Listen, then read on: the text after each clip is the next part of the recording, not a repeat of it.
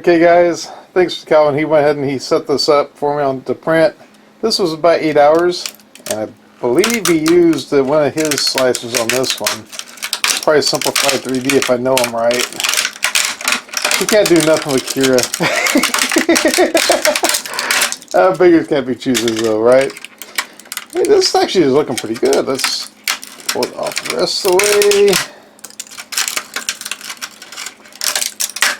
I'm going to have to heat the bed up in order to get it off all the way. That's looking pretty good.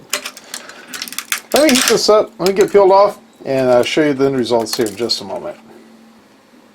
Actually, Calvin just walked in. He said he actually did use Kira, which that was surprising.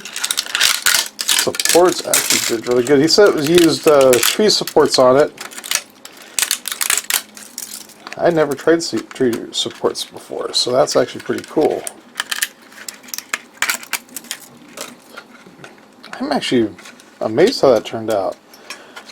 We actually did a test print a day before we did this one, and the supports were not holding up the wings whatsoever.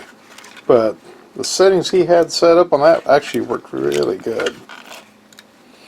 Now, one of the biggest reasons why we did this print, we need to see how the printer was after doing our little live stream where we fixed the little piece at the very top.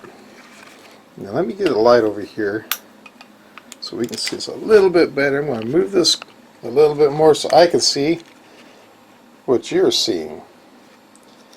And all the Z-banding appears to be gone.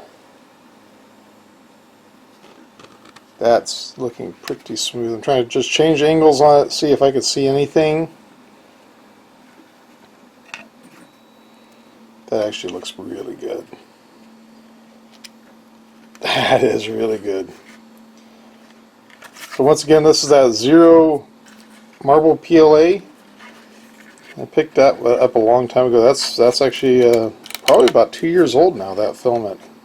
I haven't had it in a bag or nothing, so this is like worst case scenario. Yeah, there's no Z-banding whatsoever that I can see. Right there on that wing. Just looks great. Anyway guys, thank you very much for watching. Take care, and I'll catch you in the next one.